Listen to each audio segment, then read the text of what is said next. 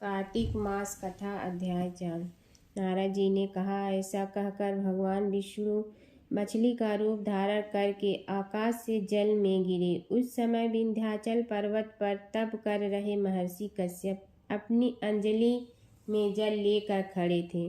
भगवान उनकी अंजलि में जा गिरे। महर्षि कश्यप ने दया करके उसे अपने कमंडल में रख लिया।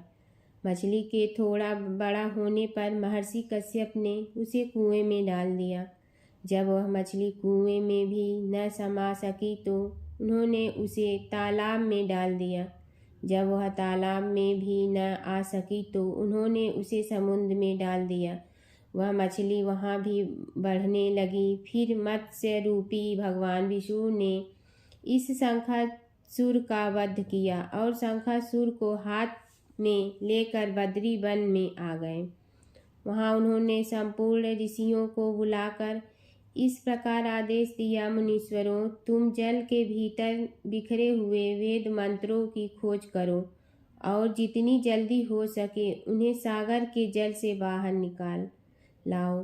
तब तक मैं देवताओं के साथ प्रयाग में ठहरता हूँ। तब उन तपोबल संपन्न महर्षियों ने यज्ञ और बीजों सहित संपूर्ण वेद मंत्रों का उद्धार किया। उनमें से जितने मंत्र जिस ऋषि ने उपलब्ध किए वही उन बीज मंत्रों का उस दिन से ऋषि माना जाना लगा।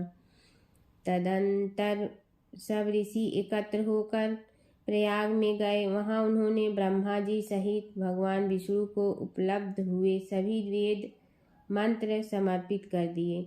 सब वेदों को पाकर ब्रह्मा जी बहुत प्रसन्न हुए। उन्होंने देवताओं और ऋषियों के साथ प्रयाग में अश्वमेघ यज्ञ किया। यज्ञ समाप्त होने पर सब देवताओं ने भगवान से निवेदन किया, देवाधिदेव जगन्नाथ, इस स्थान पर ब्रह्मा जी ने खोए हुए वेदों को पुनः प्राप्त किया है और हमने भी यहाँ आपके प्रसाद से यज्ञ भाग पाए हैं। अतः यह स्थान पृथ्वी पर सबसे श्रेष्ठ पुण्य की वृद्धि करने वाला एवं भोग तथा मोक्ष प्रदान करने वाला हो। साथ ही यह समय भी महापुण्यमय और ब्रह्माघाती आदि महापापियों की भी शुद्धि करने वाला हो तथा तय स्थान यहाँ दिए हुए दान को अक्षय बना देने वाला भी हो, यह वरदान दीजिए। भगवान विष्णु बोले, देवताओं, तुमने जो कुछ कहा है वह मुझे स्वीकार है। तुम्हारी इच्छा पूर्ण हो। आज से यह स्थान ब्रह्मा क्षेत्र के नाम से प्रसिद्ध होगा। सूर्य वंश में उत्पन्न राजा भागीरथ यहाँ गंगा को ले आएंगे और वह वहाँ सूर्य कन्या यमुना से मिलेगी।